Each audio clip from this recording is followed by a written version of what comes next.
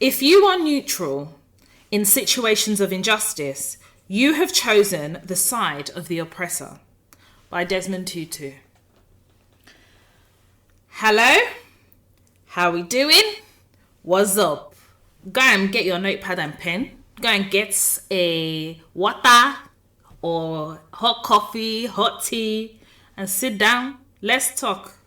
Because where 2020 left off, 2021 continued, and 21 continues to keep its foot firmly on 2020's neck. Hello and welcome to the Toy Talks podcast. My name is Toy Washington. If this is your first time listening to the Toy Talks podcast, where have you been? We have a plethora of episodes as we guide, educate and teach Black women how to navigate the world of work and in turn light the path of success. In this episode, we're going to talk about social media and how we need to navigate our workspaces in conjunction with social media. But there's no how I can kind of get into the flesh of this podcast episode without talking about Auntie Oprah's interview with our sister Meghan and brother Harry. And if you're following me on my social media platforms, you'll know that on my Instagram, I've shared a couple of initial reactions and kind of spoken quite high level, but maintaining that I'm going to save my views and my deep dives for the podcast episode, especially because there are so many things that were shared that we need to talk about, but equally, you know how we can relate what was discussed and what was shared with how, as Black women, we navigate the world of work. And I feel, and I've said this before, I feel like some people listen, but people don't hear when I speak and when I tell you certain things. And I'm always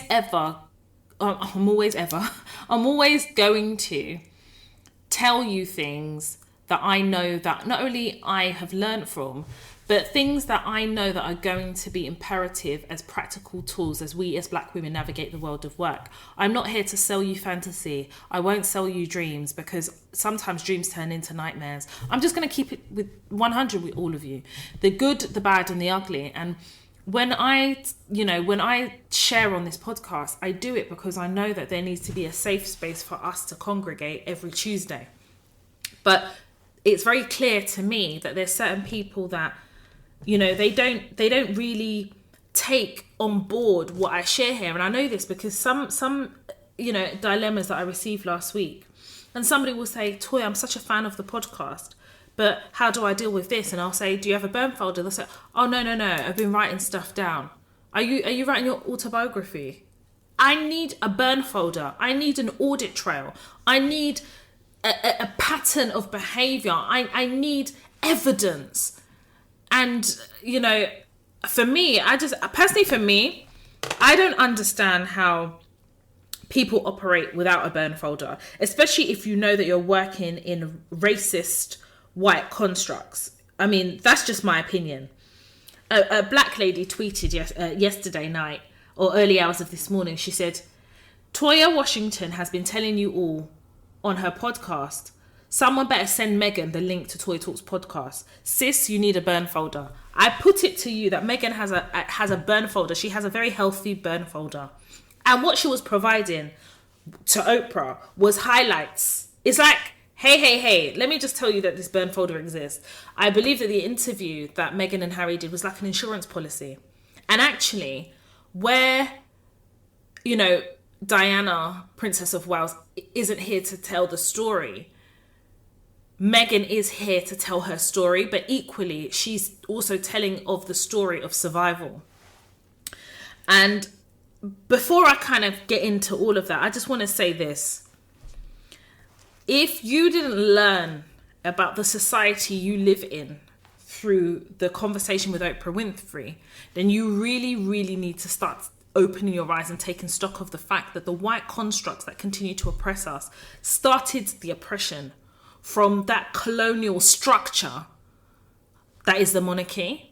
And whilst I understand that Meghan separates the firm from the family, they're intrinsic and one and the same. But for the purposes of kind of what she was trying to explain, I can understand how she could attempt to make that distinction. England is the birthplace of white supremacy. And to think that Meghan is a mixed race woman. So she's half black and she's half white. And to hear of her experiences, there were so many disturbing moments. But more notably is when she speaks about her mental health, and that her mental health was challenged to a point where she was having, suicidal thoughts. Her mental health was being compromised by the construct that was continuously seeking to oppress her and had removed her voice. This beautiful woman went to human resources, and she uses the word human resources. And I think that was really pertinent to me. And I'll tell you why. Because it was an acknowledgement that she was an employee and they were her employer. So that's why I say to you, I can attempt to understand why she makes a distinction between the firm and the family, or the monarchy and the... Do you understand? I know why she tries to do that, but in reality, they're one and the same. It's a package deal. She went to human resources and complained to them about it wasn't a complaint. She levied a concern, and she said, I need help. Can I go to go to somewhere to get this help? And they basically said to her, we understand that this is unprecedented for you to be receiving this amount of attention and abuse, but unfortunately it won't look good. Do you know that represents on the highest level what we see in the world of work? Where some of you stream into human resources as if you're going to collect your lottery numbers or your lottery tickets. I didn't understand. I continuously tell you, human resources are there to maintain the business in which they're employed. They're there to effectively protect the business in the same way the firm is there to protect the business of the monarchy. And what we're saying is that even within the monarchy, we need to understand that what happens there plays out in our daily lives. It plays out in our daily lives. And a lot of us seem to think that if we go to human resources and we tell them, oh, my mental health, and we expect them to do what they should do as an employer, that's not always going to work. It ain't always going to work. I've had people come to me and say, Toya, I don't have quite a confident personality. Can I still be... apologies. Can I still be kind of my quiet personality and be who I am and be able to be successful in the workplace? And the answer is no. The answer is really no. Because if you are going to be quiet and you are going to, and when I say quiet, if you are going to be so quiet that even when you become oppressed, you do not use your voice to be able to protect you, to defend you, these people will crush you. They will crush you. And what we see is Meghan fighting for her life. She fought for her life. Dr. Shola said that Harry is to Meghan the husband that Charles couldn't be to Diana. Facts. Remembering that, do you know, when Meghan was explaining how she had to kind of, give them her phone, her car keys, her passport, she was in a form of mental. You know what it is? It reminds me of its ownership. It's back to that colonialism and the remnants of, as black people, what we have had to go through in this country. No one wants to talk about slavery and the mental, physical, psychological abuse of black people as we were enslaved to create the very cornerstones of what white people are trying to protect now. So when some of you are sitting there telling me about HR, Racism headquarters told Meghan, sorry, no. How many times have you heard no in your offices? How many times? I give you the strategic way to navigate work because they don't understand that human interaction of sitting down and saying, I'm being bullied at work by my boss, by my manager. Can you please help me? I need some support. Can you please defend me? I've been gaslighted. I told you guys a story where a female member of staff, a white female member of staff, verbally abused me. And human resources sat in my face to tell me that the person was swearing at the situation. The person didn't swear at me. That very person that I'm accusing of swearing at me sitting there saying, no, I swore at Toya. That's how human resources is set up. But yet, you guys don't use any strategy. You expect a level of reasonableness from these human resources of an organization that employs you the same way they employ human resources. The firm have to protect the monarchy because the monarchy is a business. It is a business. Facts.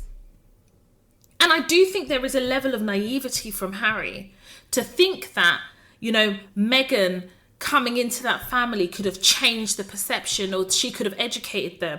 Harry, listen, I'm a firm supporter of both you and Meghan, but what I will say is it is naive to think that a mixed race woman will have to carry that on her back to educate a family so entrenched in colonialism. If there is an education piece to be had, then I would encourage people of the royal family to go into the jewelry vault. Start with that education and the pearls and diamonds and everything from Africa. Start from there. If you want an education, go to the British Museum, where artifacts, gold, anything that pertains to black history has been pillaged, taken and stolen, and they slam it into the British Museum. It is not for us, mixed race black people, to educate white people about racism and colorism. Not when there's Google Encyclopedia and educational libraries that you can go to, the very libraries that black people created for you to be able to house your books. But we're moving responsibility away from the people that... You see, you can't have a progressive country and have a regressive monarchy. It doesn't work. You can't. It doesn't work hand in hand, because that means one is grey and one is standing still. When Harry...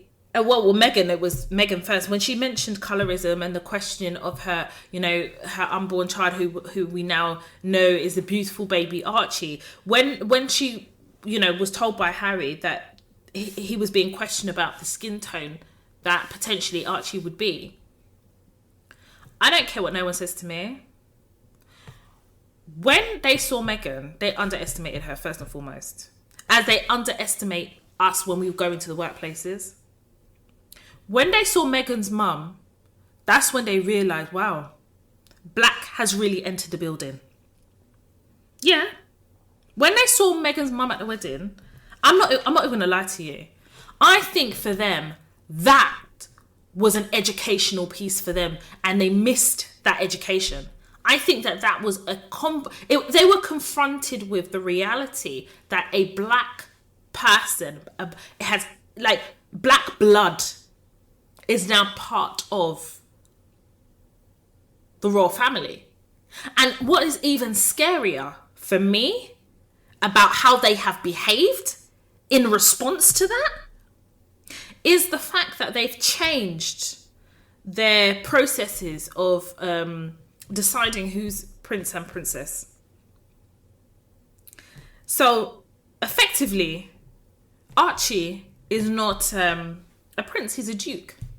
And these changes happened when she was pregnant. They didn't explore that before, when Harry was dating all these white women before he met Meghan. And this is what happens in the workplace. Follow me. They don't create these things or rules or regulations before. It's when a black person comes and challenges the status quo. When a black person challenges their policy, then they start changing them while the person's in the throes of using the very same policy to protect themselves. Do you know how disgusting it is to walk into an organisation and know what your rights are and use the very policies that they have created to defend yourself, only for them to say, oh no, we're changing the policy because it doesn't suit them? Because a black person potentially is going to benefit from a policy that they created. It's the same with the monarchy. They didn't want a drop of black benefiting from the system of the monarchy, where Archie, whose mother is mixed race, will now be a prince. They don't want any... I just don't understand how they can justify that. And even more disgusting is Piers Morgan on morning TV almost policing racism as if he's ever experienced any type of ism in his life other than privilege. Until white people accept what privilege their race affords them, they will always act as though racism doesn't exist. They will always tell you they don't see colour. If you don't see colour, what are you fucking seeing? Because your eyes are closed. Because I see race because I see you. You see race because you see me. But what needs to be part of the dialect is if there is prejudice that sits behind what they see when they look at us. When I walk into an organisation, when I walk into this organisation that I'm working in now, they see a black woman. They are prejudiced towards me and they don't want to see me there. And they're prejudiced because they ignore that I'm there. They talk to me like I'm a fool.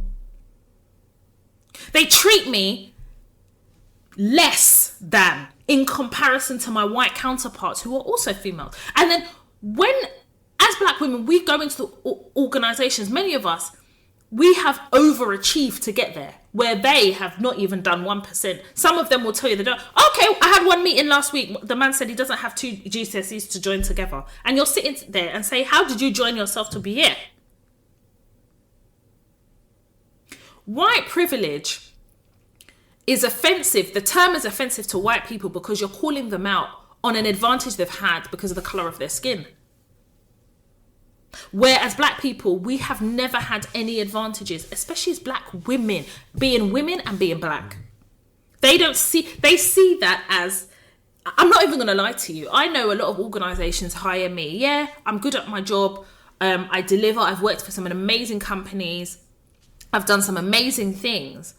And a lot of organisations that I've been hired at, they hire me because they have a specific need for my skill set that they can't find in a race that they're comfortable with, i.e. a white counterpart. So it's almost like you give them no choice. But when I get in there, I'm treated as though they didn't know I was black when they hired me. Do you understand? It's difficult to be able to sit here and be honest enough to tell you that I understand that when they see me, they see black, they see woman, they see every other stereotype and prejudice, then they see Toya. And when they saw Meghan, they underestimated who Meghan was, what she is. They underestimated the freedoms that she has been afforded and the independent lifestyle that she's loved and created and indulged in. And she said it. Because had she not had that experience and walked into that royal family, she would be in that oppression now. How many of us suffer oppression in our workplaces? Some of you don't even know that you're oppressed in your own workplace. When your boss blocks you from that promotion, you're being oppressed. When your boss blocks your progress and your access to progress that they give and afford everybody else, that is a form of oppression. When your boss crushes your self-esteem to keep you in your place, that is a form of oppression. They coined the term victimization. It works in tandem with oppression.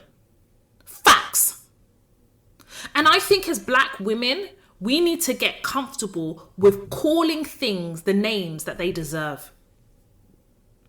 Because if we don't call them the names that they deserve, white people will hide behind the pretend name we give it to pacify themselves that it's not that bad. It's always bad. It's always that bad. It's always bad. When you want to protect oppression and protect racism, it's always going to be bad. Because at the end of it is somebody who's being oppressed because of the colour of their skin. Anti-blackness is a form of violence, as far as I'm concerned. When someone says, I don't see race, it's a form of violence. When someone says, I don't understand racism, I find that aggressive in nature, because what you're seeking to do is to gaslight black people, the black community. And I definitely find it very difficult to understand how white people think, number one, that they get to police racism, our interpretation of racism, colorism, how we are affected by racism and colorism, and actually the existence of racism. When they say, oh, racism has been eradicated, I'm sorry, there's no vaccine for racism. It requires people to police themselves and police their views. And I genuinely think that a racist cannot be reformed. I don't believe that they can be reformed, because I think it's ingrained into the fabric of who they are as a person. It makes up their identity to be racist, because I definitely feel, especially, I find that my experiences of racism has predominantly been from white people, first and foremost. And the need to protect racism by pretending it doesn't exist is violent. It's aggressive in nature. And it's that type of behavior and thought process seeks to gaslight black women like myself who deal with racism every day. And it manifests covertly and overtly. And the UK have this fantastic approach to just pretending or pleading ignorance, or almost making you think that it's in your own head. And I think the UK have mastered the ability to be covertly racist in such a way that we, in certain situations, question whether it is really racism when we know it is, and there has to be something said about that. Like, we need to definitely use this opportunity where Meghan has shown such bravery to speak on something that, to be honest with you, has never ever been spoken about in quite the way Meghan has done it. The monarchy are confronted with racism, with race, and understanding that we will hold you accountable because we are going to talk about it. And I think something that makes me feel sick is when talking about racism and white people attempting to use the cloak of armor of white fragility. We're going to talk, I don't care how fragile white people are. They're fragile because they never have been confronted, or they refuse to be confronted by the racist system set up to protect them, racist systems that they operate in. And their fragility is being attacked because the very system that seeks to oppress black people has suddenly bit them in the bum. Isn't it ironic? Isn't it ironic that a black man, a black king like Tyler Perry had to come to the aid of a prince, because that's what he is, because his family and the firm turned their back on him and cut him off financially. Those were his words. They cut me off financially. And we're going to talk about that. We're going to talk, because that in itself is just violent. But we can talk about that separately. If my grandmother's face is on the face of currency, I'm so sorry. Me and poverty are not in close proximity of each other. Your grandmother is on the face of currency, and they say, we don't have enough money to pay for the security for you and your wife and your child. It's a form of punishment, isn't it? To teach them a lesson. You want to go out on your own? Go. Because I genuinely think they thought that if they stripped them of what has been afforded to them because of the family and the firm that Harry had been born into, if they stripped them of that, they would use that as a weapon to prise them back into the fold. And it came back to bite them in the butt. That didn't work out. And it took a king in Tyler Perry to allow Meghan and Harry to seek refuge in his home, and he provided security too. The irony that the black man comes to the rescue. Black people have gone through a history that is so difficult and so much pain, and to think about the effects that slavery has had and the racist systems that we today are still navigating. The irony. It has to be said that, first and foremost, Meghan is biracial. I've never heard her refer to herself as a black woman. And I think it's really important that we kind of call this to the forefront as well. But it is the fact that she is half black, her proximity to her black side of her family, the black side of who she is it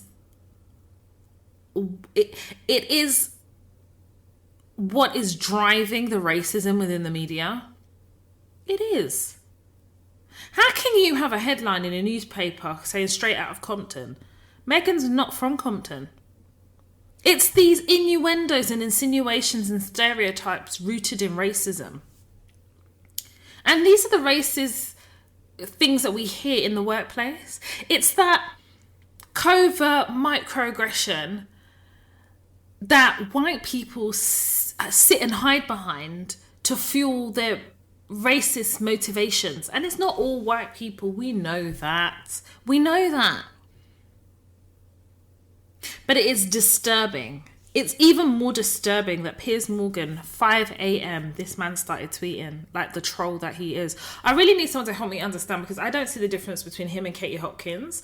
The difference is probably that Piers gets paid a lot more money to be a complete dickhead. Meghan Markle's pregnant. Her first pregnancy, she delivered, and God protected her as she delivered in a situation that was so cruel and so negative. And now she's pregnant again, and Piers Morgan, and I think I don't understand that level of disdain whereby he can't just for 1 minute just think, you know what, I'm going in a bit hard here. But if he was offered the interview instead of Oprah, Piers Morgan would have already been at that studio a week in advance. And in my head, I'm trying to think, does he feel jolted? Does he feel like he should have been kind of part of that inner circle of Harry and Meghan? I don't understand where that comes from. I don't understand where his hatred and vitriol for her comes from. Consistently, persistently, all the time. There's never a point where he thinks, actually, do you know what? The royal family needs to be held accountable for this, or actually, this is where the royal family went wrong. And people like Piers Morgan live in and amongst all of us. The reason that he can spill his negativity, his vitriol and hate is because there's an audience that are just like him, who are prepared to switch on their TV every single morning to bask and nod their heads at the disgusting, distasteful, racial undertones of what he says that comes out of his mouth. In my opinion. He is a reflection of pockets of society who can identify with Piers Morgan, in the same way that the monarchy is a reflection of the racism and the racist constructs that sit in and amongst the society that we live in. So you can't expect to go to a workplace and not experience a form of racism, a level of racism, or racism at all, when you know that you've got people within the monarchy and the firm questioning the skin tone that Archie may or may not be when he's born. The colorism of it all. It beggars belief. But do you know something? Diana foresaw this. She did. 100% she did. To think that a prince whose mother is the Queen of the United Kingdom of Britain is saying that his family cut him off, his father stopped answering his calls, so he is living off and using the money from his inheritance from his mum to pay for the security that his family took away from him, and basically to look after them. I never ever thought that I would hear Harry or anyone from that family talk about money in that way. Because we all understand the proximity to poverty, right? Because we've come from that. But his proximity is to riches. That's his proximity. So to hear him talk about the only money he could live off, I think it also speaks to a bigger topic as well, about financial hostage, being a financial hostage to a family who basically are so rooted in control that actually when they cut him off, that he really felt the effects of that. And when we're talking about the family and that setup, we do have to question ourselves about the level of toxicity that really exists in that family. Because you were willing for your son to be cut off with a newborn baby. He's a baby. All to make sure that he was under your control and succumb to your mercy. And what they did is they underestimated Meghan. And they really underestimated Harry. Harry's always been quite bolshy. He's always been, you always, I think with Harry, he always had that side, he was very aware. But why wouldn't he be aware? His mother died. I can't remember how old he was when his mother died.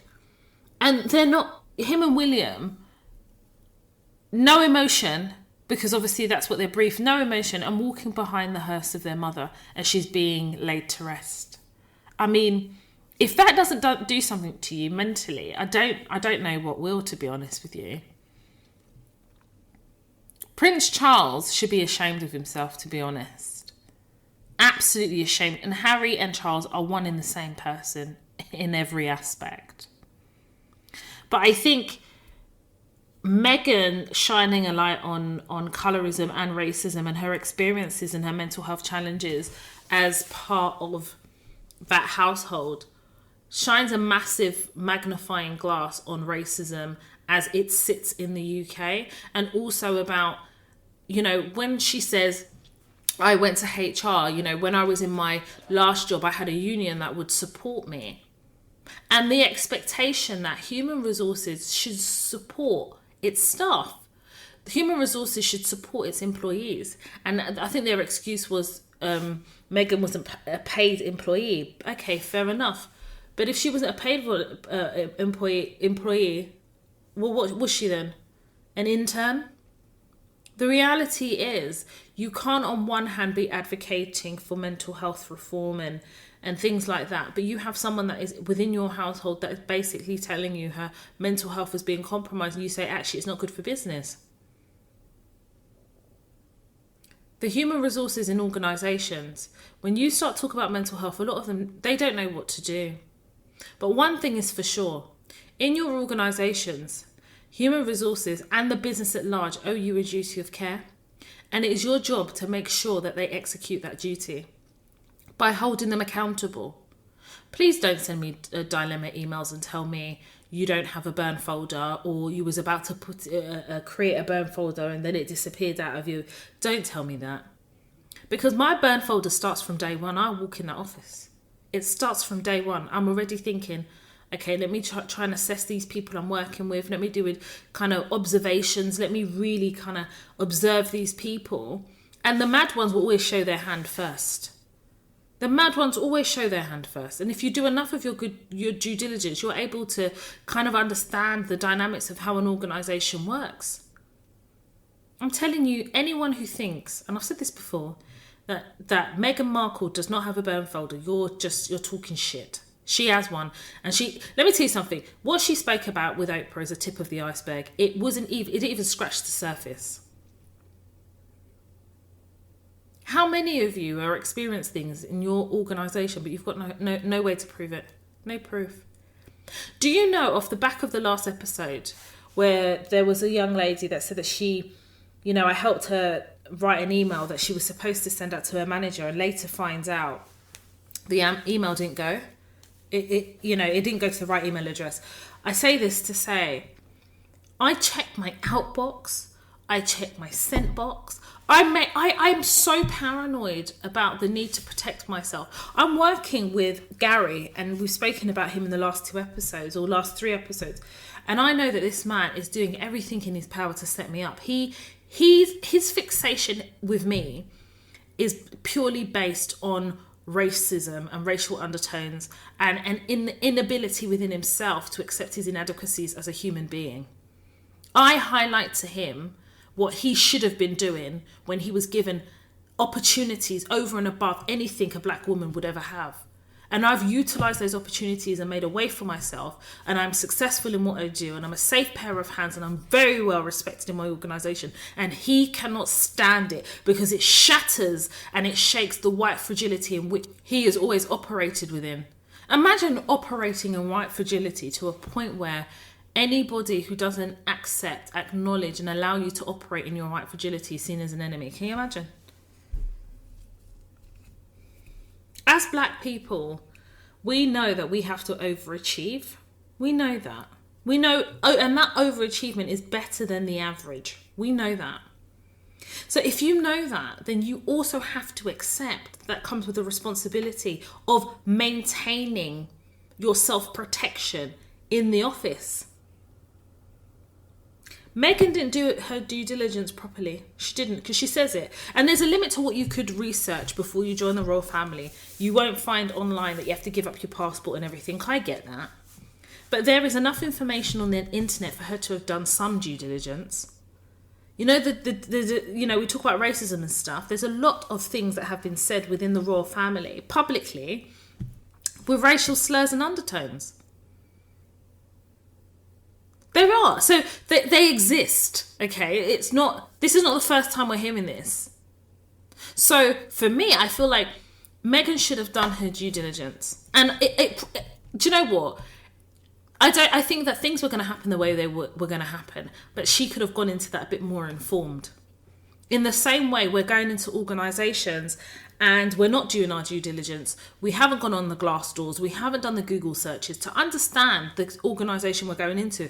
Understanding and accepting fully well that, half of the things that happen in organisations, you're not going to find them on Glassdoor.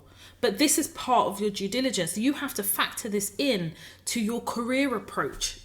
That needs to be part of your preparation. When I'm preparing for an interview, I can tell you that I go on the Glassdoors and the Googles and I speak to people within my network. And if I can't kind of get any information about an organisation from within my network, I'll go on the LinkedIn. I will search for something because there is always a footprint somewhere within the net that has a source of information. And when I go into those interviews, I'm interviewing them the same way they're interviewing me.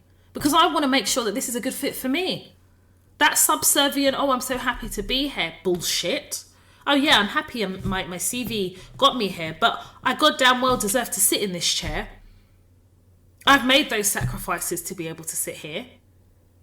And when I'm at the interview stage, I'm doing my due diligence. I'm asking them about their management style. I have a whole masterclass about interview skills, whereby I actually talk you through the things that you need to be asking the interviewer at interview stage. You need to start thinking about what type of environment you want to work in. And sometimes you can go to those environments and they can have a level of toxicity. A lot of organizations has a level of toxicity. It's about how you're going to manage it when you get there. Do you have a plan? Are you dealing with your career as a project? I tell you this all the time. Meghan didn't, I'm not blaming her.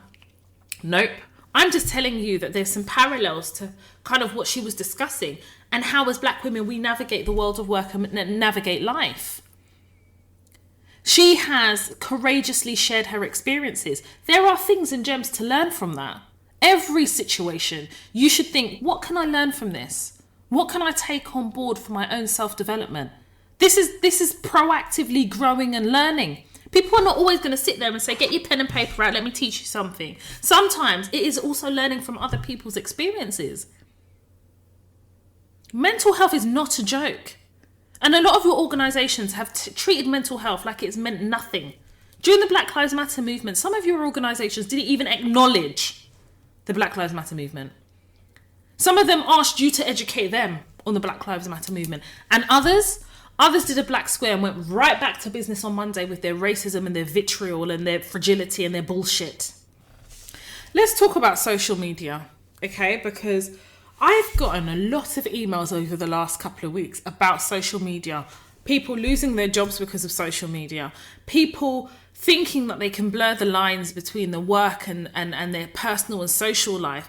And people thinking that they don't have to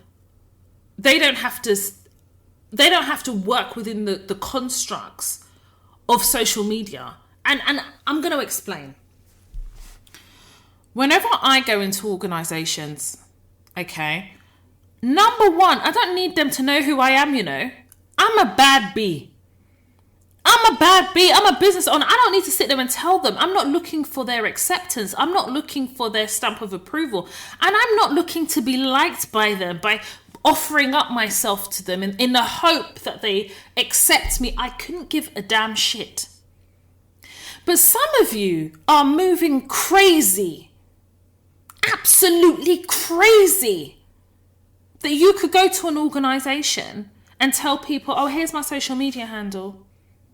As soon as you do this, you give up the ability to be an autonomous, independent, and be able to navigate social media how you like. You give that right up when you start telling people, this is where I am on social media, this is what I'm doing, this is a blog I've created, go to here, here's my website. Why are you doing that? What are you looking for when you do that? I have a whole business.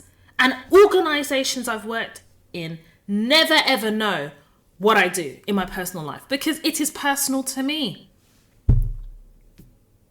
But some of you are giving people, and I say people, some of you are giving your colleagues and your employers all access pass to your personal life, to your social media life. And I need somebody, one of you, to send me an email, let me know why. Because I'm struggling to understand. Toya does not know everything. I do not know everything. So I'm asking you, that's my challenge. Why is it that some of you give your organizations all access passes to your social media, your personal life? Why do you do it? I've had emails of people losing their jobs because of tweets and Instagram posts and Instagram lives. I've heard of people at disciplinary hearings. I've heard of people going into meetings with human resources for gross misconduct and snapshots of their social media as part of the evidence package that human resources are coming to confront you with. I'm sorry. I'm really sorry. Unless you are willing to see your personal life and your work life as two distinct entities, you are going to find yourself in a passer all the time. All the time. And I've got to say it to you guys because some of you don't understand. I mean, what is it that you think positively will be accomplished by? These people don't want to see us. They're waiting for opportunity to humiliate and disgrace, undermine. They're looking for any opportunity to fulfill the stereotype they have in their mind. Have you seen my social media? Sometimes on my Snapchat, I could be with my hair bonnet chatting shit. Sometimes, I'm just there talking to things. I'm on Instagram and we all know that I'm going to give you real, straight, no chaser. And I feel the freedom to be able to say what I like, how I want to say it. Because that's my personal life. I don't feel like anyone in my workplace is policing me because they don't have access to my social media. They don't even know. If you were to tell them I'm on social media, a lot of them would be shocked. I'm going to tell you something. There is a lady in my office called Caroline, social climber, doesn't give a shit about anyone but herself, talks too much, just is a lot, okay?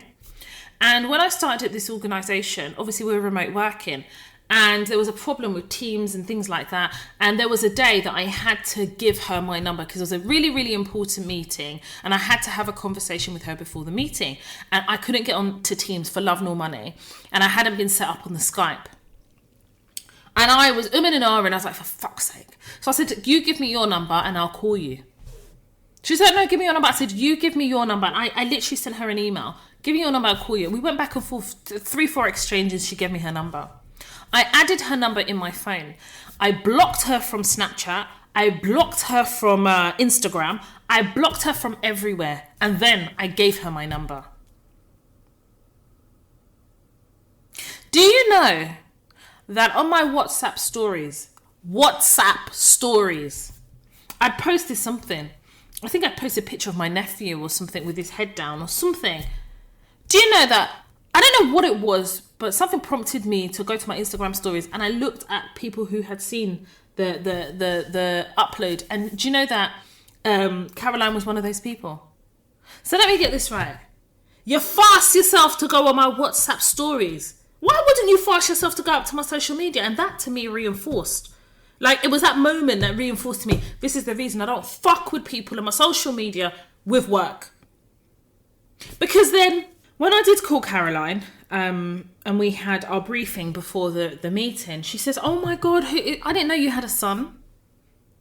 I was like, what do you mean? And she goes, oh, I saw you've got a son. I said, where did you see it? And she goes, oh, I saw it on WhatsApp. I was like, he's not on my WhatsApp. What do you mean? And she goes, oh, on your WhatsApp story. She told me boldly. I was like, it's not my son, it's my nephew. But it may as well be my son. And even in that moment, it felt intrusive. Remember, my nephew's head was down. You can't even see his face. It's just his little legs and his hair. This is how inner these people are. Inner your business. Inner your business. You think these people won't research you? What do you mean? The girl that I used to work with in one of my organisations, when she found out somebody new was coming to the team, I don't know how she managed to get the person's name from my boss. Maybe she saw the CV on her desk.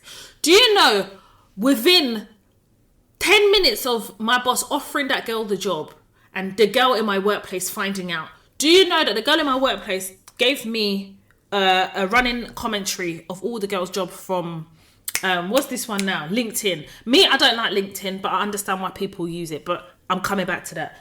She found a girl's Instagram, started following her Instagram.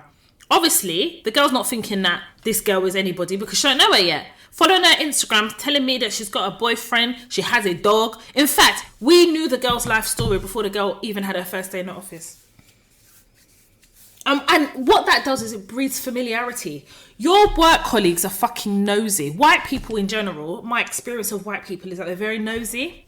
And part of it is because work is their life, or they don't have a life, or they're just so nosy and boring that they'd rather inject themselves into business that doesn't concern them. So when you give people too much of that power, what do you think they're going to do with it? They're going to use it against you in any which way they can. Some of you are doing some great things, fantastic things outside of work. Why have you got to share it with these people? 2018, I had my first sold out event. I think it's 200 or 300 capacity, sold out live speaking event. It was on a Saturday.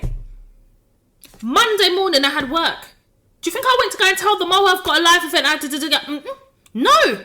I actually love and indulge in the fact that both of my life is separate. I love it. And it gives me the autonomy and freedom to speak how I feel and say what I like. I have a successful podcast teaching and advising black women how to navigate the world of work. Why would I share that with my workplace? Listen, if somebody organically finds it after I've left, fine. But while I'm working there, I am just Toya. I'm a commercial contract consultant. I'm here to get paid and deliver and do a great job and get the fuck out and mind my own business. That's what I'm going to do.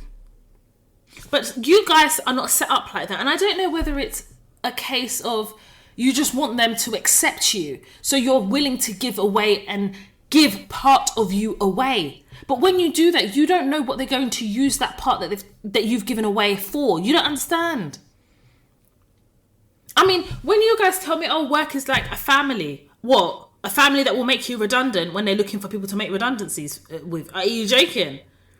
Make you redundant? Really? Yes, really. Oh, we're like a family. What, the same family that went to HR for gross misconduct because you made a mistake at work? Sent an email to a wrong person. What the hell? Your work, I keep telling you guys, your work is not your family. They're not your family. They are not your family. You're bonded together because of an employment contract. As soon as one of you terminates, the relationship done. You understand? Unless you've decided now that outside of work, you've left now, you get on with somebody and then you have a friendship that's not based on work. That's different. But I always say the test of true friendships are not while you're working together. It's when one of you leaves or both of you leaves. Some of you are doing you're being cancelled. You guys are cancelling yourself. You know, they say, oh, cancel culture. Some of you are cancelling yourself. And what is it that you are getting out of this? I don't understand. You guys will be doing TikTok, enjoying your very best lives. We've been in lockdown for a whole year. Why shouldn't you be in social media enjoying yourself? But how are you going to be able to do that if you're allowing your colleagues and your employees to police you? So what if maybe one day you're on TikTok enjoying yourself, or Snapchat, whatever it is, whatever your choice of social media is. The next day you're not feeling well. Your colleague says, oh, but you seemed okay yesterday when I saw you on Snapchat, or we saw your Instagram live or Instagram stories. Why do you give them the ability to have a narrative about you? Where does that come from? What is it within you that thinks that, okay, if I give them this, then they'll accept. They will not accept you if they don't want to accept you.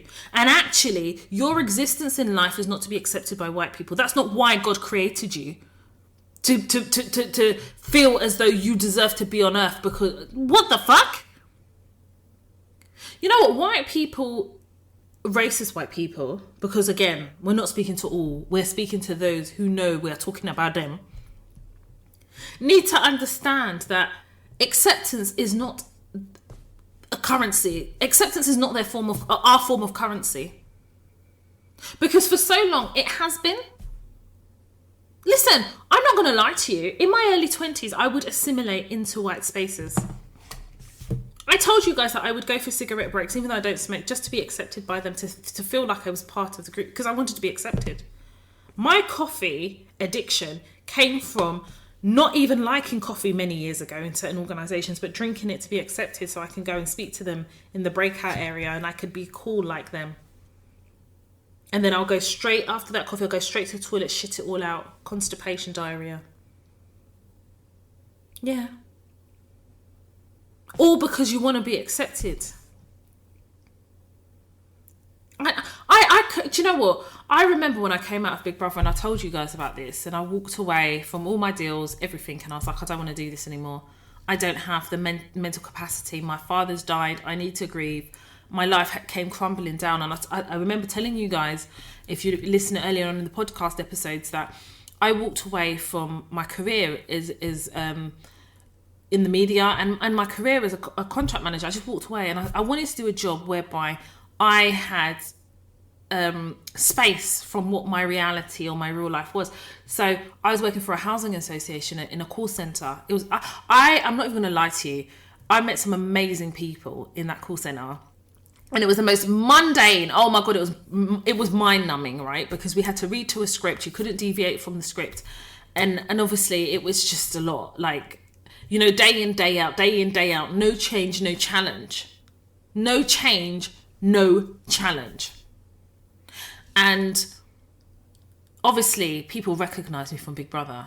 But when they hired me, they didn't know I'd been on there. I looked different, right? And I remember when somebody recognised me and they were telling each other, and they sent emails telling each other, but no one actually asked me.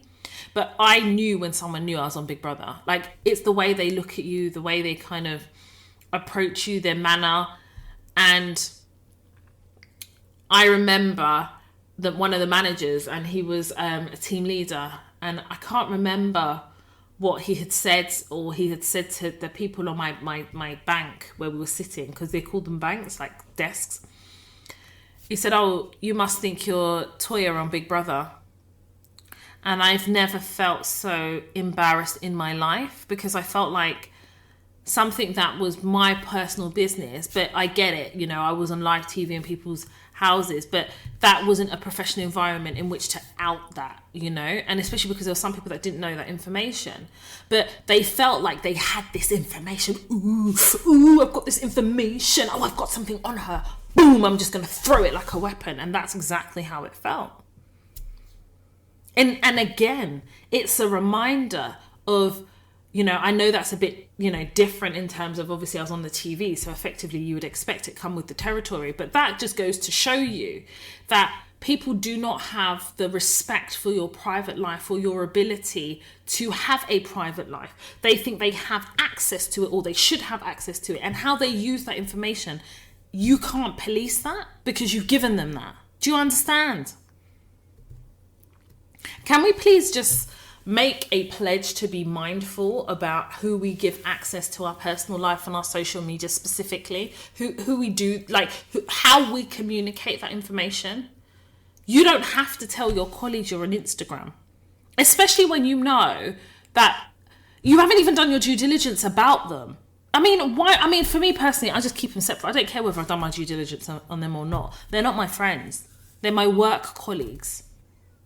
And I want all of us to just be conscious of the fact that social media can effectively ruin your job, ruin your career if you're not careful. Because you're trusting white people with that information. In the same way, I tell you to be careful about HR and knowing how to manage them. If we're going to talk about navigating work, social media is a part of our lives now. Social media is here to stay. But remember, it's in the name, social media. Work is a professional setting.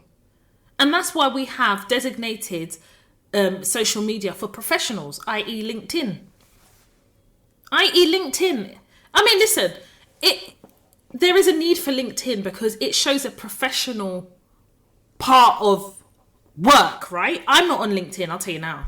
I'm not. I don't want people knowing where I've worked before. I don't want people to know where I'm working, who I've worked with. It's none of your fucking business. That's how I move.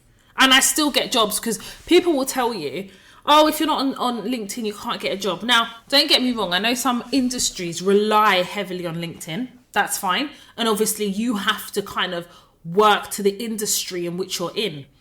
But I'm not in an industry. I'm in commercial contract management and procurement. That's the industry I sit in. So my industry is not dependent on having a LinkedIn. And anytime I've been asked, I say, well, it's like an adult Facebook. It's a professional Facebook. I don't have that. I tell them I don't have it. I find it really intrusive. I find it quite uncomfortable.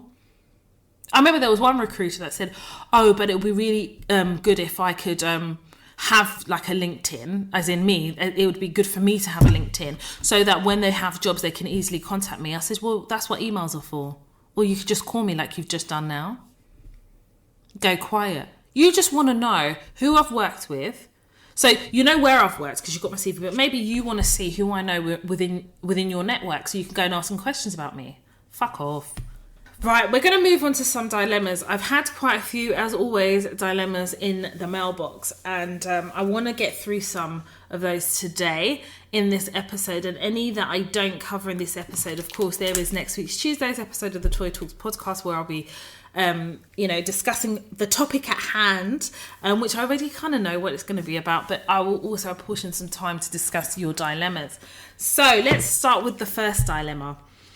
Hi Toya, sorry to disturb you, but I'm at my breaking point.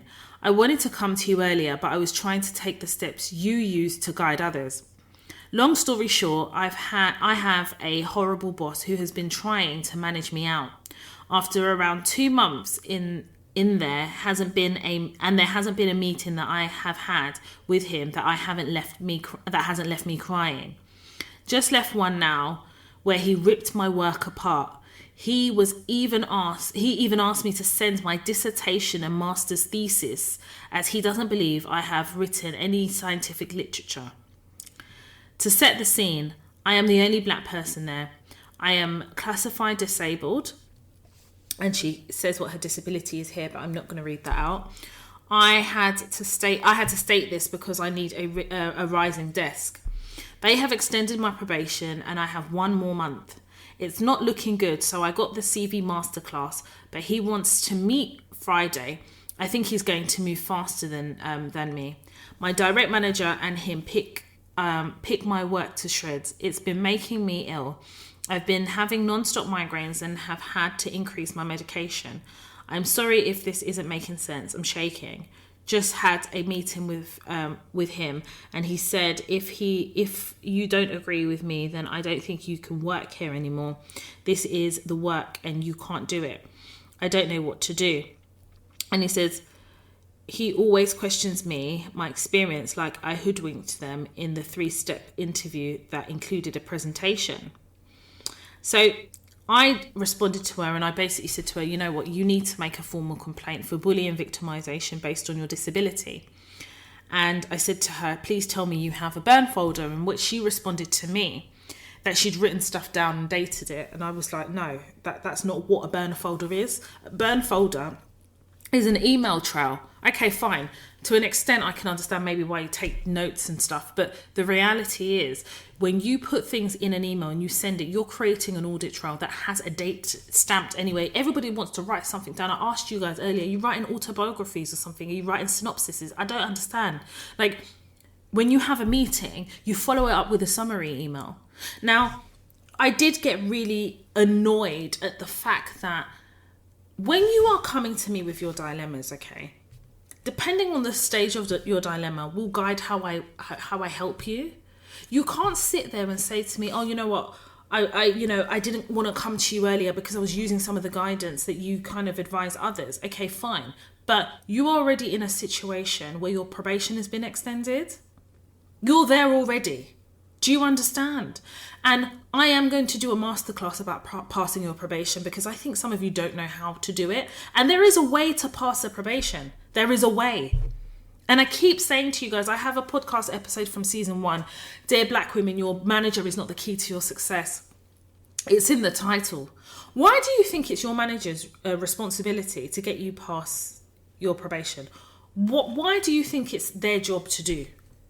So if you've already identified that through your probation period, you've not had any meetings, at what point do you think, right, shit, I actually want to stay here. I want to work here. I want to pass my probation, right?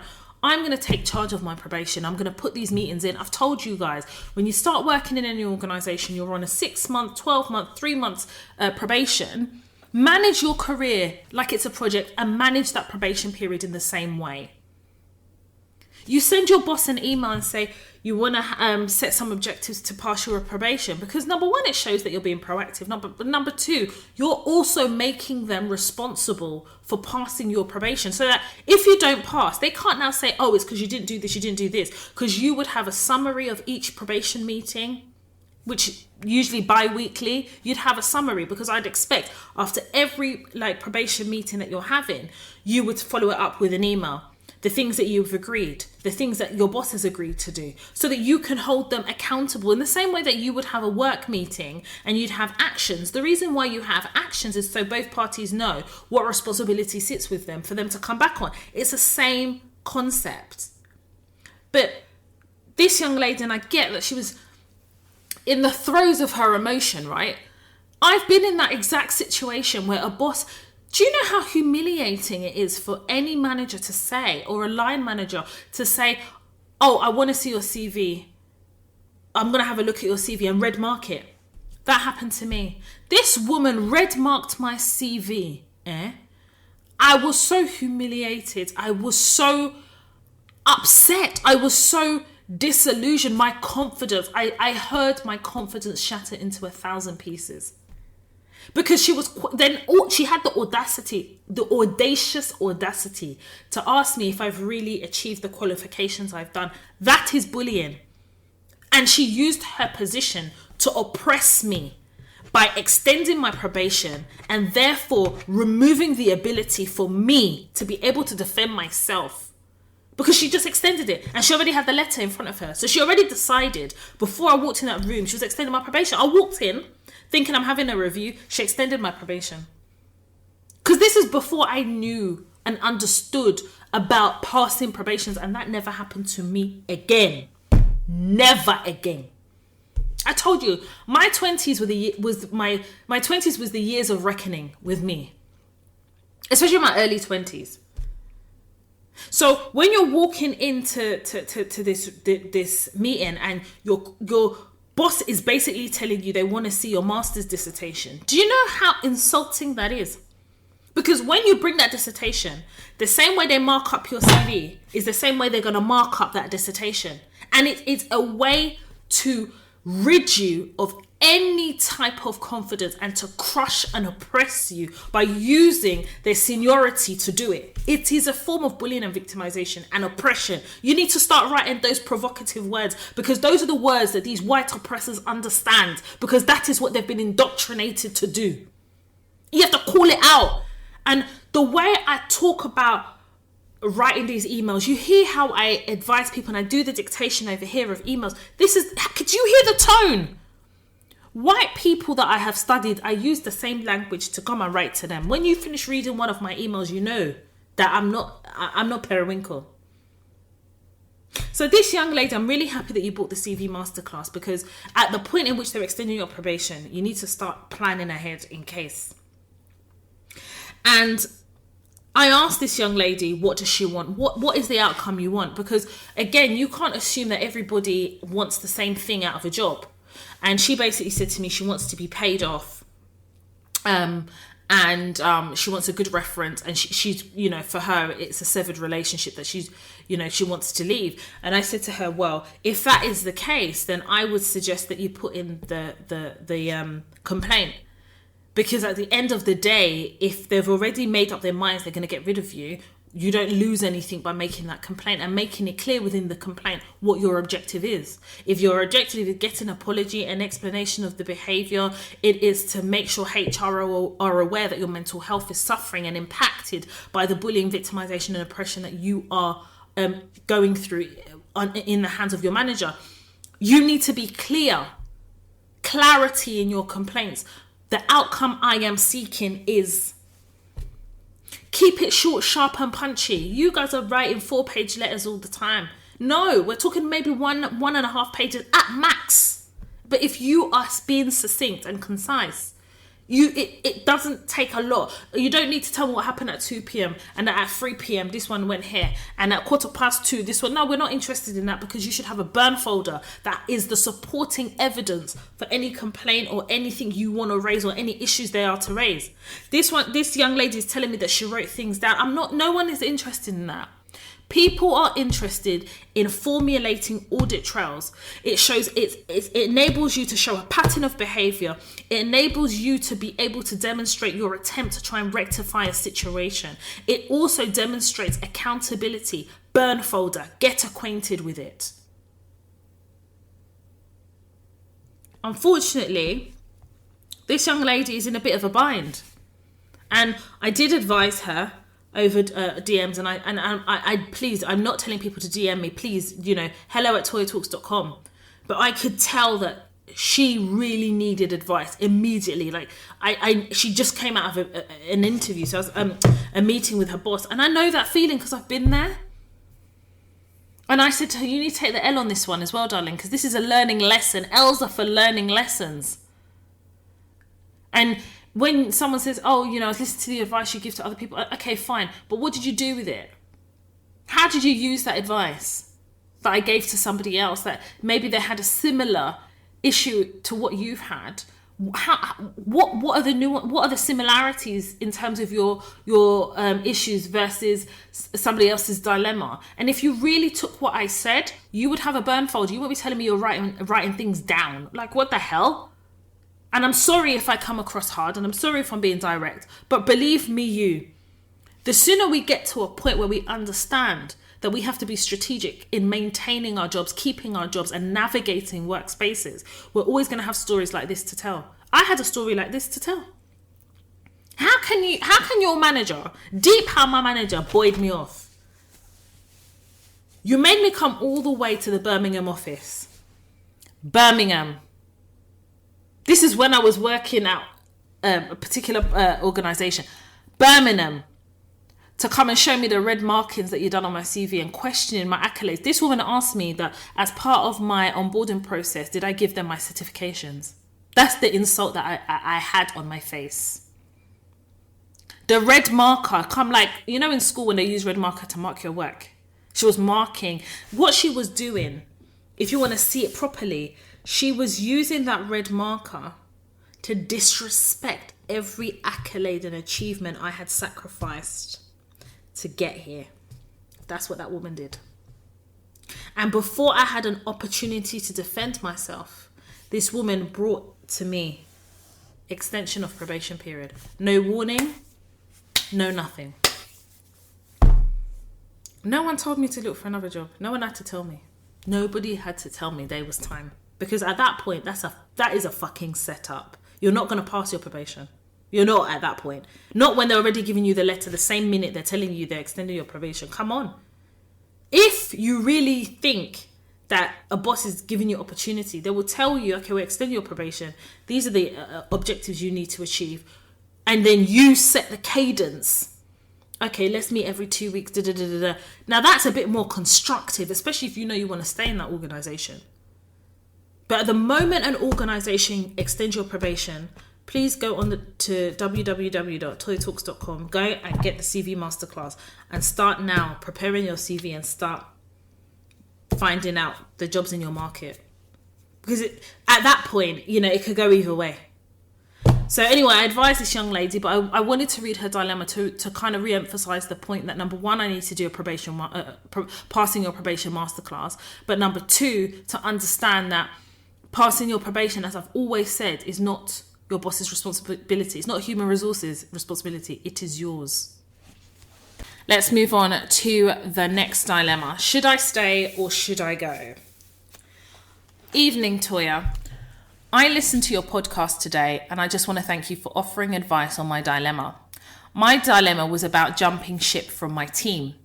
I reflected on everything you said and I realised I'd fallen into some of the traps you warned us about. Grateful to be here. Sadly, I hadn't purchased your negotiations masterclass prior to negotiating into my new role. But looking back, I realised that I negotiated from a place of whatever they give me, I'm lucky, rather than going in to demand what I deserved. This new role is a promotion in name only, and you're right, financial promotions are also important. It's no wonder my manager jumped at the chance. Me being so grateful benefited her. Selling myself short. This is a trap I fall into regularly, maybe because I still consider myself new to the world of work. I'm coming up to my second year in the working world and people around me constantly tell me how lucky I am. They say I should be grateful to be earning what I earn, 30k a year, and be in a position I'm in. As a result, I almost feel like I'm almost feeling like I'm being greedy, wanting more. You asked me if I had achieved everything I set out to achieve in this organisation, and if I'm honest, the answer is yes. Although there are a few things I would have liked to learn, that they aren't a necessity and I can get them by investing in myself or learning on the job in another role. I took this new role mainly because I felt I needed more experience and more knowledge. But as you've said countless times, we don't need to be overqualified for a role and tick every single box. I've purchased your CV and interviews masterclass and I've started looking on the market for other roles. I'm on a journey to realise my skill, my worth and my source. Once I do, I'll be reminding myself who I am every day. Thanks again for everything you are doing, Toya. Continue to thrive and stay blessed. All the best. Wow. Thank you so much for that email. And again, I love hearing back from you guys about, dilemmas that I've answered and how you've used kind of the advice to your advantage. But equally, that poverty mindset podcast episode will go down as one of my best episodes. Like I have top episodes and that would feature as one of the top ones because I definitely think it challenged a lot of our mindsets and the poverty mindset that some of us fall into that trap. And I think it's important to understand that by default we are overqualified. But we do not have to tick every box to be considered as qualified because our white counterparts and men in general, actually, they have this source about them that they could have nothing. I mean, look at that guy in my workplace that says he hasn't got 2 GCSEs to rub together. He's in a senior role. He's one of the directors. Are you fucking taking the piss out of me? But this whole we should be so grateful to be here is a form of oppression. Because if you feel grateful to be somewhere, then you don't think you have to be anywhere else. Do you understand? What you should be grateful for is the fact that you have the confidence to get yourself to a position whereby you are contending with the best of them. You need to be grateful for the sacrifices that you have been able to make for yourself to get where you are.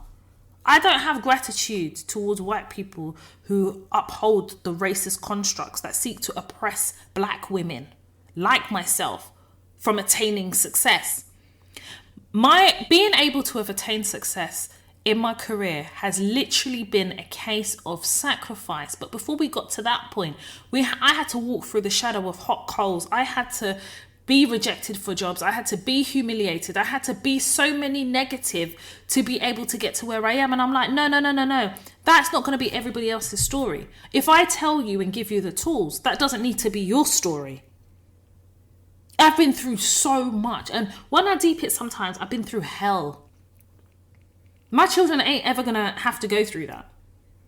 The platform that I have created in Toya Talks is so that you don't have to, that doesn't have to be your experience. Trauma is not intrinsic to an experience of the world of work. You don't have to have that trauma. And some of you do. And for me, I feel so sad that sometimes is a lot of our narratives. But I think to myself, you know what? If I continue to create this platform, I can, number one, mitigate a lot of what we've been through. And for some people, they don't have to go through it at all. But this is what I say, if you give people the tools, they'll use those tools to their advantage. They'll find a way to navigate successfully with tools you give people, practical skills.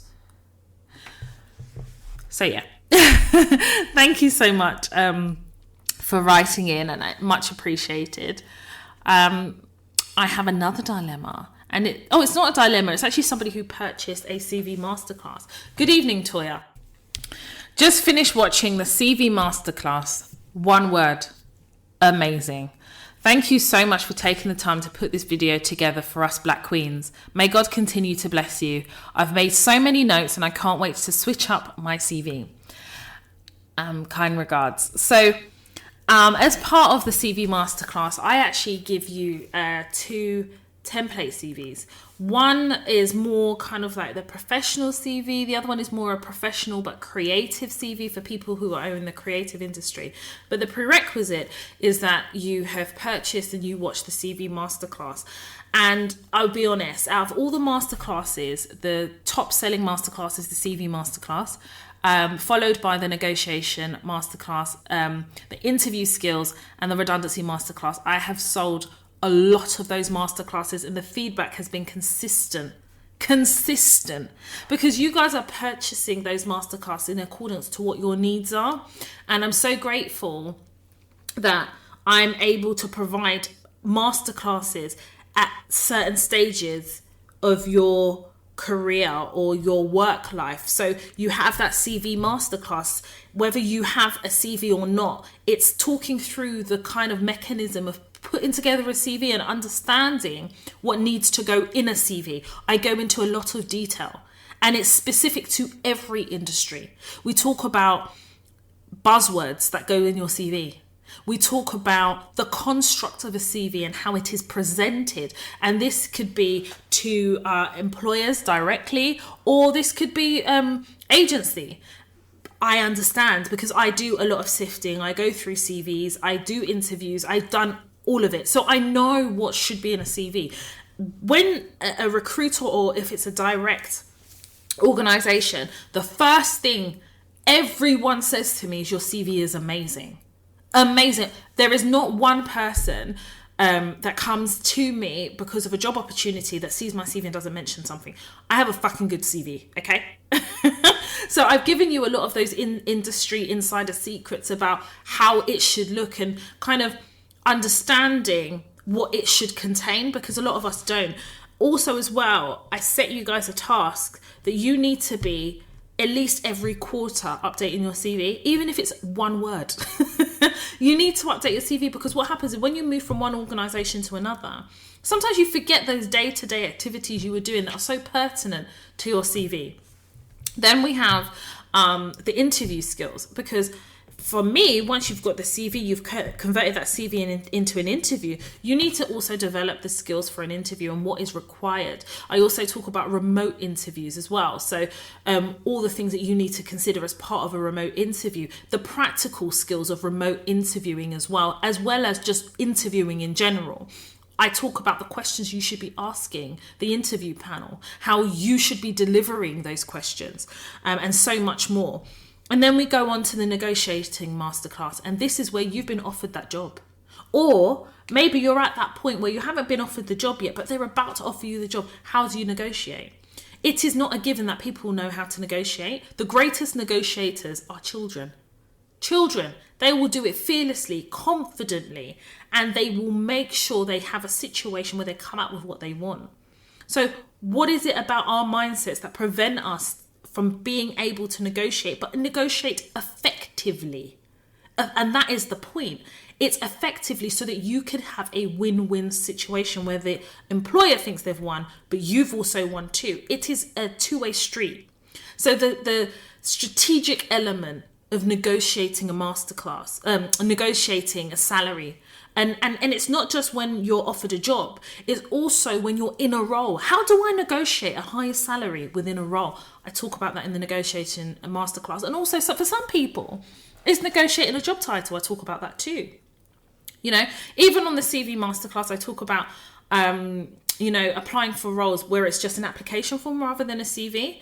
And then when we go to the negotiating masterclass, sometimes there are roles where there are brackets, right? They have a bracket and you think to yourself, oh, I can only get what's in this bracket, but actually, how do I get the top end of that bracket?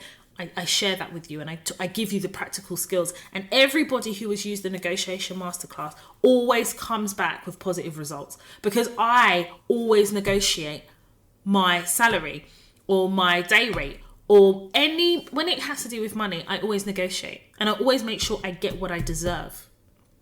And then obviously we have the redundancy masterclass, which is doing amazing. A young lady wrote to me and she said, Toya, I'm going through a redundancy, and this is my third redundancy in my entire career. And I actually realised that a lot of the reasons why I wasn't getting the best result out of the redundancy is because I wasn't asking certain questions that I learned in your redundancy masterclass. I wasn't allowing myself to question the process, and I didn't understand the process. And actually, your redundancy masterclass enabled me to understand the right way to have a redundancy and how to make sure that an organisation is accountable for their redundancy process. So there you have it. On the toyatalks.com website, it's all there, the tools that you guys need. Now let's move on. I think we've got enough time for one more. Let's go.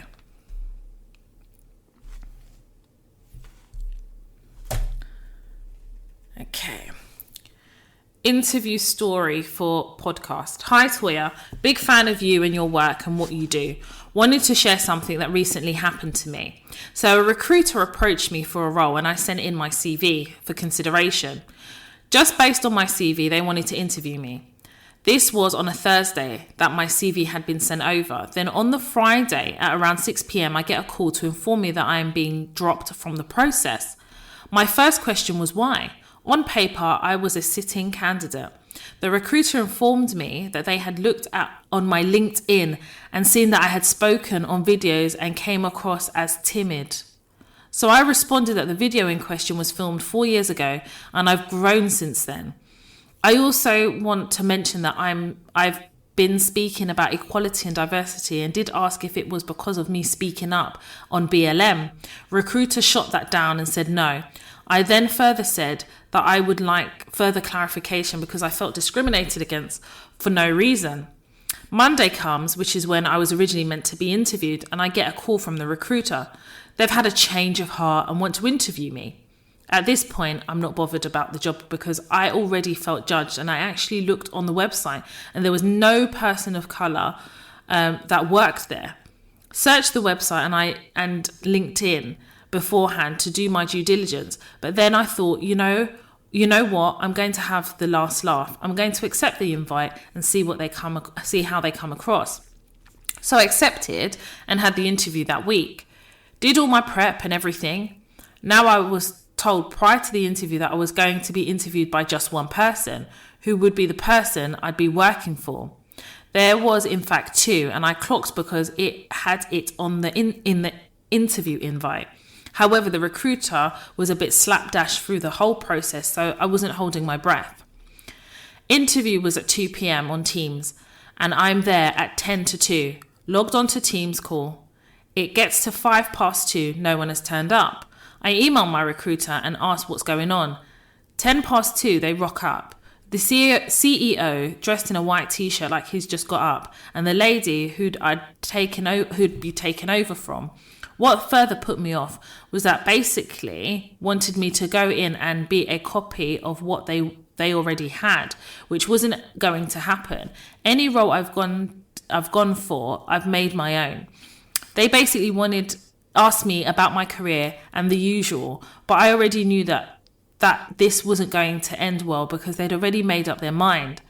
I didn't want to work there. I just simply wanted to look them in the face and know that I'm better than this. Although my current job is hell, and that is another story in itself, I know the type of company I want to work for and will be picky because I know my worth. I have no doubt that this has probably happened to others, but by sharing my story, if I can help someone else, then I will. Thanks so much, Toya. Have a great day. Wow. Well, first of all, thanks for sharing. And secondly of all, I just wanted to pick up on the point about the video. The video is 4 years old. You've grown up since then. And I think it's kind of what I said a bit earlier about stereotypes and judgment based on people's preconceived racially motivated stereotypes. And I think if the video is 4 years old and you've grown up a lot since then, why do you have it up? I think there needs to be a consideration that there is a level of judgment that will be levied against you, rightly or wrongly. But I think you maybe should consider taking the video off. If you know it's not a reflection of who you are now, purely because you maybe come across differently or there's a growth, or maybe re-record it now. Maybe re-record this particular video. I don't know. But I think that you should be quite mindful of that video because you've pointed out that it's not who you are now. So it's you basically making that decision and that distinction. So I just wanted to point that out. But thank you so much for writing in and sharing. And I'm sure there's people who are listening to the podcast that will benefit from hearing this. Okay, maybe we have time for another. Termination of employment without cause basis. Hi, Toya. I was let go due to restructuring at my company. I was working there for the past 8 months. Yesterday afternoon, I had a meeting for what I thought was a presentation of my research. I was faced with the HR and my director telling me I was let go and to check my personal email for the letter. It was all but a 3-minute call. Once it ended, my entire computer was shut down. I am at a loss of words. I feel powerless. They only gave me 2 weeks' pay. I'm a full-time perm employee. I have personally seen my director let go of or not renew contracts of several minority employees, who a majority of which are black. There was no human dignity. My line manager is a complete coward and was not present during the meeting. I don't know what to do. Thank you for your time. So then I wrote back to this young lady and I said, hi, thank you for your email. Is this role in the UK? How long have you worked at this company? Are you a perm staff or fixed term contract? What does your contract say about redundancy? Please copy and paste it to me. What communication have you had with the company since they sent you the letter? Please answer the above to enable me to advise you, and please add any further confirmation or clarification that you think is important that I would need to know to provide me with context. I don't mind how long the email is. And I think that was really important because I picked up on something, right? I picked up on the fact that something wasn't right. You don't just let go of somebody in that way because of redundancy unless you have a particular clause in a contract. So this is the email that she sent me back. Thank you for your prompt response. I am from Canada in the province of Ontario. I have worked in the company since June the 17th, 2020 and was let go of on March 1st, 2021. I'm a permanent staff member. They mentioned that it was because of restructuring and that my position was eliminated. However, in my letter, it said nothing about restructuring. I'm one of the most highly educated on the project management team and was the only one let go. My manager is still there. It has been 24 hours and I have not heard anything from my manager. I feel as though I was fired. That's how they are treating me. So what I am going to say is, in terms of that letter, I think what you need to do is you can't wait for them. I think you need to email and say, thank you so much for providing me with the letter confirming my current job status. However, in confirming it, you haven't actually made clear the reason, and although you've said it's restructuring, it feels like a firing. So I would like to understand the distinction between the two and what you are calling the termination of my employment. I would ask them that question. You've got nothing to lose. Now, I asked her to copy and paste an extract from her contract. Now, remembering she's in Canada, so the laws in Canada are a bit different from the ones in the UK. But in order for me to help her, I can. This is what I do for a living: is contracts, right? So she has taken the section from her employment contract that reads termination without cause. The council may terminate your employment in its sole discretion without cease. Private and confidential.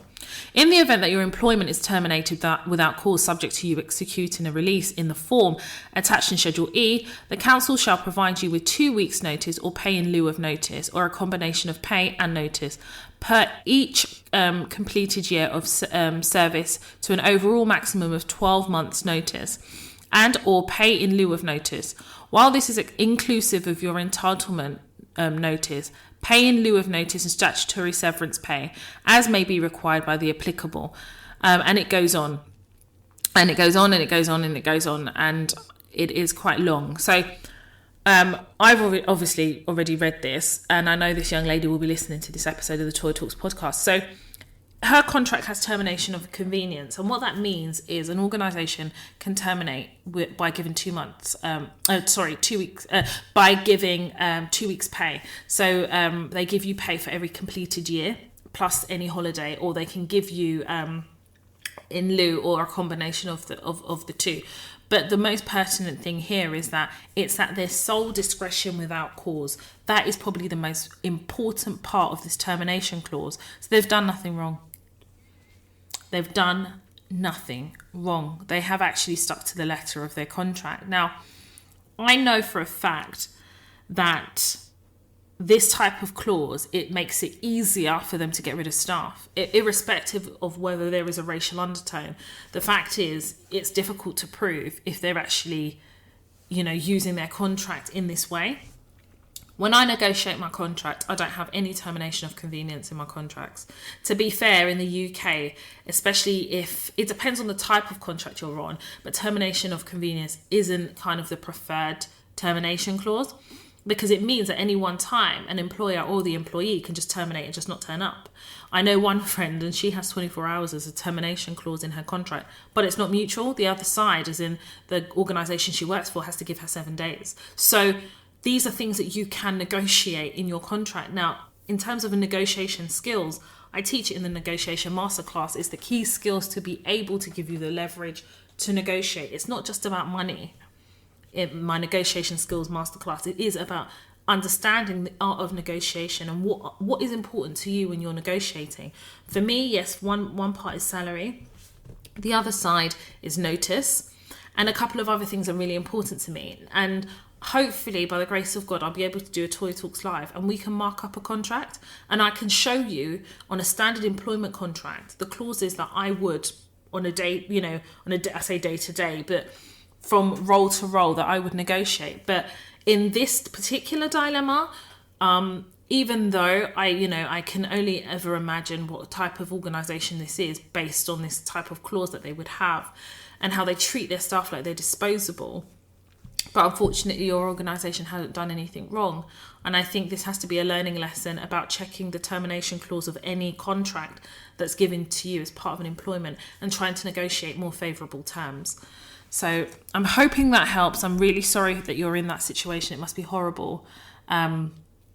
But yeah, I wish you all the best. And obviously, if you need any further advice, please email hello@toytalks.com. So that is the end of the dilemma section of the Toy Talks podcast. And I'm going to draw this week's episode to a close. If you're listening to this podcast for the very first time, welcome. Please acquaint yourself with some of our earlier episodes of the Toy Talks podcast, as I help guide, teach and educate Black women how to navigate the world of work safely and in turn light up the path of our success. Listen, each and every Tuesday, you know where we gather. We gather right here on the Toy Talks podcast. If you're interested in any of the masterclasses, please go onto the website www.toyatalks.com. If you have a work-related dilemma that you want me to share here on the Toya Talks podcast and for me to advise you on how to navigate your dilemma, please email hello@toyatalks.com.